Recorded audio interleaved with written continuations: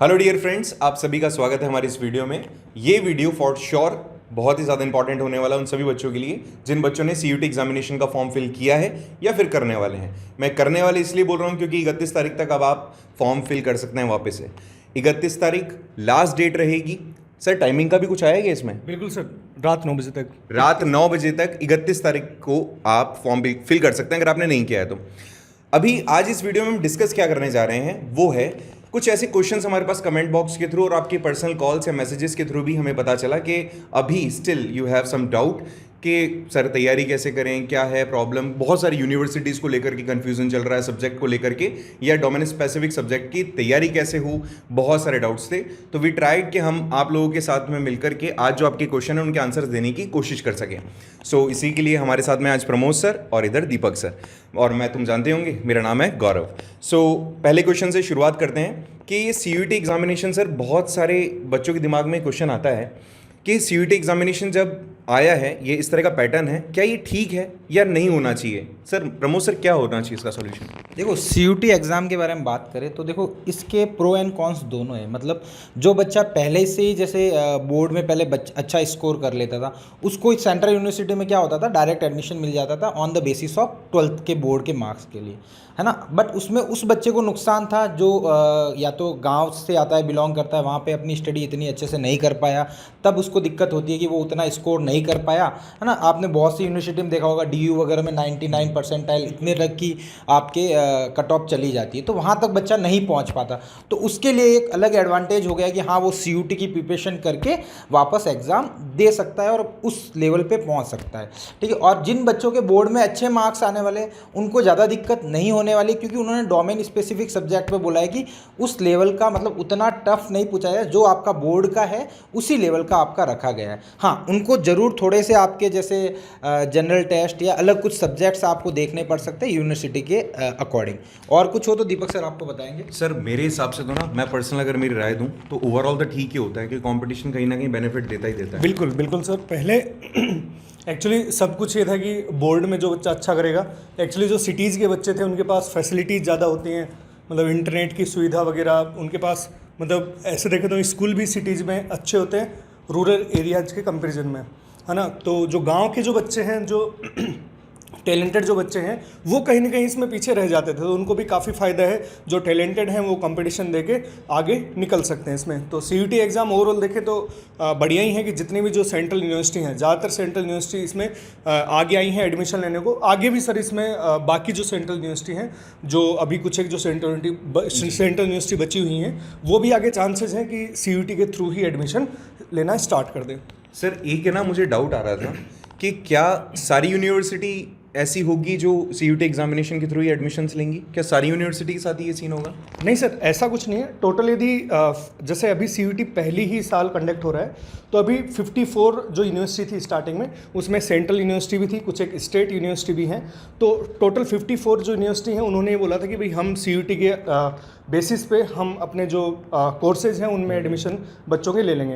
लेकिन उसमें कुछ एक जो यूनिवर्सिटी हैं, 7-8 यूनिवर्सिटी, अब जैसे उत्तराखंड की और नॉर्दर्न ईस्टर्न जो स्टेट है अपनी, उनकी जो यूनिवर्सिटी हैं वो भी अभी 4-5 दिन पहले नोटिफिकेशन आया था, वो कम हो गई। तो ऐसे देखें तो 47-48 जो यूनिवर्सिटी हैं, उसमें central university plus state university सब आ जाती हैं, वही जो है एडमिशन ले रही हैं। इसमें अच्छी बात यह है कि जितनी भी जो अच्छी जो यूनिवर्सिटी हैं, चाहे दिल्ली यूनिवर्सिटी ले लो, BHU ले लो, AMU ले लो, अच्छी यूनिवर्सिटी हैं, लगभग सभी आ जाती है, जो कि मतलब इंडिया में काफ़ी फेमस है अपने बैचलर जो कोर्सेज हैं उनको प्रोवाइड करने में।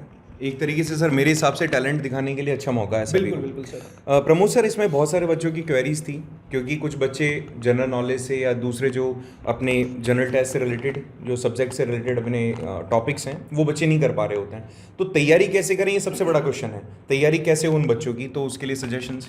देखो, तैयारी के लिए सबसे पहले तो आपको खुद को पता होना चाहिए कि मेरे सब्जेक्ट कौन कौन से, जैसे लैंग्वेज, डोमेन और जनरल टेस्ट में आपका जीके का पोर्शन है, जो अभी थोड़ी देर बाद आपको गौरव सर बता देंगे कैसे पढ़ना है। मैं बता देता हूँ, एप्टीट्यूड और रीजनिंग का पोर्शन उन्होंने बोला है। देखो, इफ़ आप अभी 12th में हो सकता है कोई बच्चा आपने 10th में एनटीएससी की प्रिपरेशन करी हो, तो उसको रीजनिंग में ज़्यादा परेशान होने की ज़रूरत नहीं है कि वही कॉन्सेप्ट आएंगे, क्योंकि उन्होंने बोला है उतना टफ लेवल नहीं पूछने वाले। तो उस लेवल तक का आप कर रखा है, तो उसके आप कोई भी बुक्स उठा लो, उसके आप क्वेश्चन सॉल्व कर लो, तो मोर देन सफिशिएंट है। देन आपका बचा एप्टीट्यूड। तो एप्टीट्यूड में आप एक काम कर सकते हो, मैंने अलग से एक वीडियो भी अपलोड करी हुई है एप्टीट्यूड और रीजनिंग के लिए। तो एप्टीट्यूड के लिए आप 12th प्लस बेस जो भी गवर्नमेंट एग्ज़ाम होते हैं ना, क्योंकि अभी ऐसा कोई नहीं है कि 12th बोर्ड के बेस पे कोई या एडमिशन के लिए कोई एग्ज़ाम होता है ना। मतलब मोस्टली जो गवर्नमेंट है उसमें ही एप्टीट्यूड आता है, जैसे क्लर्क वगैरह की पोस्ट होती है तो उसमें आपका आता है। तो उससे कोई भी एप्टीट्यूड की बुक लेके वहाँ से आप सॉल्व कर सकते हो क्वेश्चंस, है ना। बट लेवल आपका उन्होंने बोला है कि 7th 8th स्टैंडर्ड तक का जो पढ़ाया गया है वही आने वाला, तो ज़्यादा दिक्कत होने वाली। बट हाँ, एटलीस्ट आपको एक बार कोर्स कंप्लीट ज़रूर करना, ताकि आपको एग्ज़ाम में ऐसा नहीं लगे कि ये चीज़ मैंने कभी नहीं पढ़ी। बाकी आपको गौरव सर बताएंगे थोड़ा सा जीके के बारे में।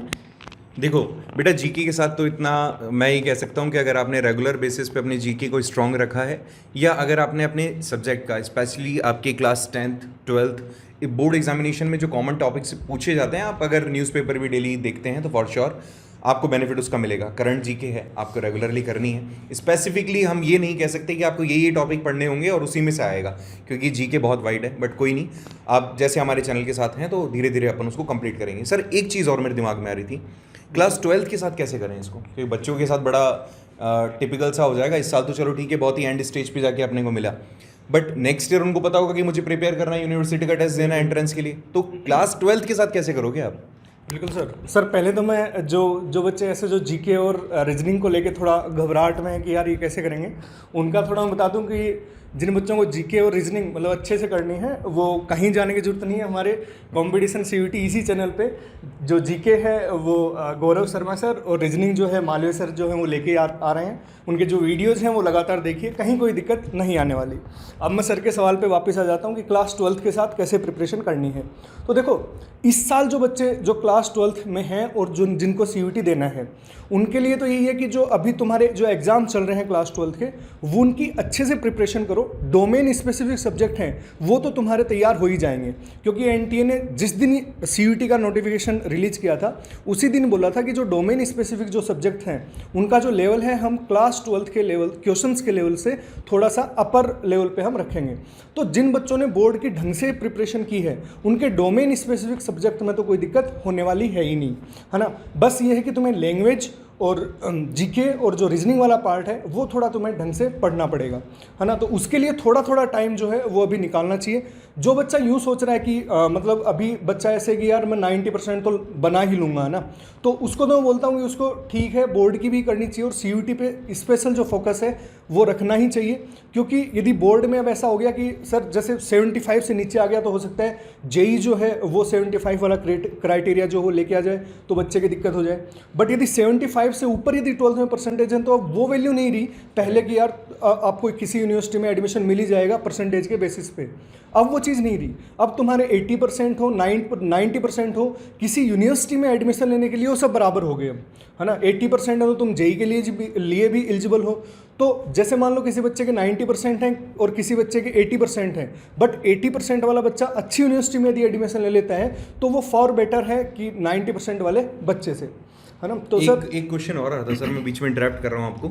आपके मैथ का भी तो आप बताओ, बच्चों को कैसे वो मैथ की प्रेपरेशंस करें। अभी इसमें तो आप ऑलरेडी आप एक्सपर्ट हो चीज़ में, तो वो भी सजेस्ट कर दीजिए यार। जैसे हम डोमेन स्पेसिफिक सब्जेक्ट, चाहे वो मैथमेटिक्स हो, फिजिक्स हो, केमिस्ट्री हो या बायोलॉजी हो, हमारे इसी चैनल पे जो इनके लेक्चर्स हैं वो तुम्हें प्लेलिस्ट है उसमें मिल जाएंगे। हर एक जो सब्जेक्ट है PCMB, physics chemistry mathematics biology, उनके जो लेक्चर्स हैं वो तुम्हें यहाँ डेली प्रोवाइड किए जा रहे हैं। तो वो देखो, कहीं कोई दिक्कत नहीं है। हम जो टर्म 1 और टर्म 2 में जो पोर्शन जो हटाया है सीबीएसई ने इस बार, जो कि सीयूईटी में आने वाला है, क्योंकि इतना तुम जानते हो कि सीयूटी में वो भी पोर्शन आ रहा है जो कि सीबीएसई ने इस साल टर्म 1 और टर्म 2 में हटाया है।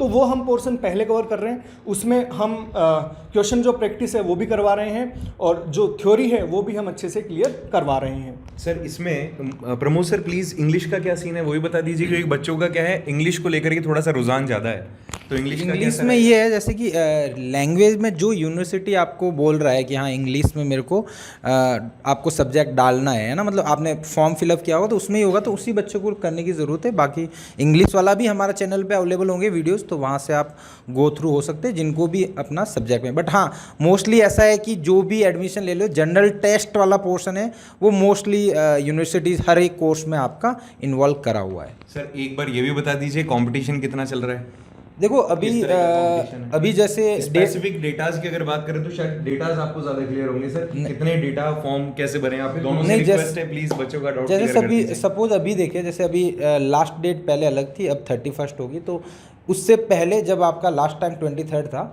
तो उससे पहले उन्होंने एक ट्वीट करके उन्होंने बताया था लगभग 9 लाख स्टूडेंट ने फॉर्म फिलअप कर, करंटली 10 लाख के अराउंड। हाँ अब 10 लाख मान लो, और उस टाइम उन्होंने बोला था कि 7 लाख प्लस ने कंप्लीट कर दिया था, मतलब उन्होंने फी भी भर ली थी, यूनिवर्सिटीज़ वगैरह भर ली, तो आप एटलीस्ट मान के चलो कि 10 लाख स्टूडेंट्स तो पार्टिसिपेट लेने वाले ही है।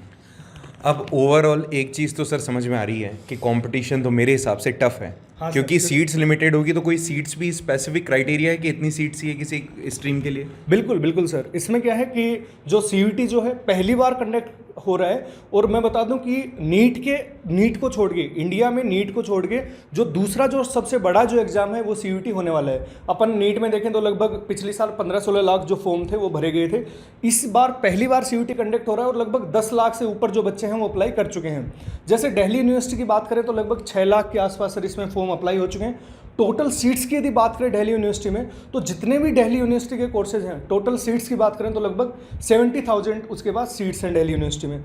तो एक सीट पे देखें तो अराउंड 8 या 9 बच्चे जो हैं वो इस टाइम जो कंपटीशन फॉलो कर रहे होंगे। वैसे देखा जाए तो सर ज़्यादा टफ तो नहीं लग रहा, 8 या 9 बच्चे हैं तो, लेकिन अगर ओवरऑल देखा जाए तो काफ़ी बिल्कुल सर, क्योंकि उसमें ये होता है ना कि जो पेपर का लेवल यदि टफ होता है सर तो उसमें क्या है जो अच्छे बच्चे होते हैं निकल जाते हैं, लेकिन इसमें डोमेन स्पेसिफिक सब्जेक्ट का ये बोल दिया ना एनटीए ने कि हम बोर्ड से थोड़ा सा अपर लेवल पे रखेंगे।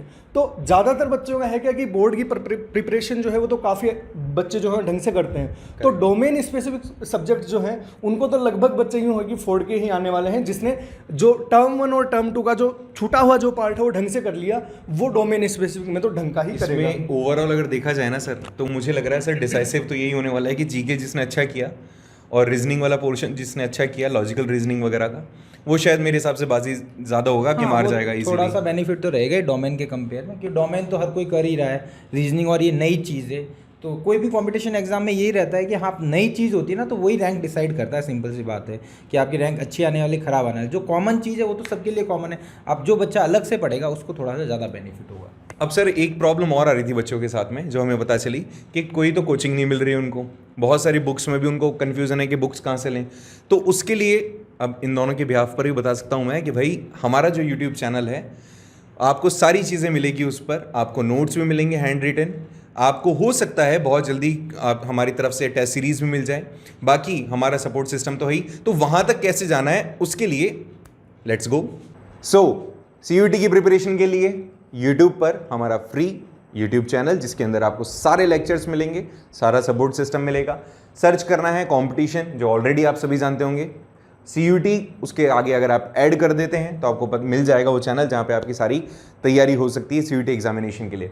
यहाँ पर आपको सारे सब्जेक्ट की वीडियोस मिल जाएगी, डोमेन सब्जेक्ट की भी, और जो आप लोगों के गले के अंदर एक फांसी का फंदा बना हुआ है ना जो हट नहीं पा रहा है, आपका जनरल नॉलेज और आपके लॉजिकल रीजनिंग वगैरह का पोर्शन, वो भी यहाँ पर आपको मिलेगा। साथ ही साथ आपको मिलेगा टेलीग्राम चैनल जिस पे आपके सारे डाउट्स क्लियर होंगे, स्टडी मटेरियल मिलेगा। साथ ही साथ मोस्ट प्रोबेबली जो भी आगे आने वाले प्रोग्राम है इससे जुड़े हुए वो सारी इन्फॉर्मेशन भी वहीं आपके साथ शेयर की जाएगी। आपके डाउट्स के लिए हमने वहीं पर टेलीग्राम चैनल के साथ ही एक टेलीग्राम पर ग्रुप भी बना रखा है जहाँ पे आप अपने डाउट्स भेज सकते हैं, बता सकते हैं और सॉल्यूशन भी गेन कर सकते हैं। सबसे बड़ी चीज़ है हम आपके साथ हैं आपके इस एग्ज़ाम में। आप बिल्कुल भी इस तरह से सोचें ना कि आपके पास में कोई सपोर्ट सिस्टम नहीं होगा या कोई कोचिंग हमें नहीं मिल रही है या फिर अब आगे तैयारी कैसे करें, कोई गाइडेंस नहीं है। तो don't be worried about it, हम आपके साथ में हैं। हमारी तरफ से, हमारी पूरी टीम की तरफ से best wishes for CUET examination 2023।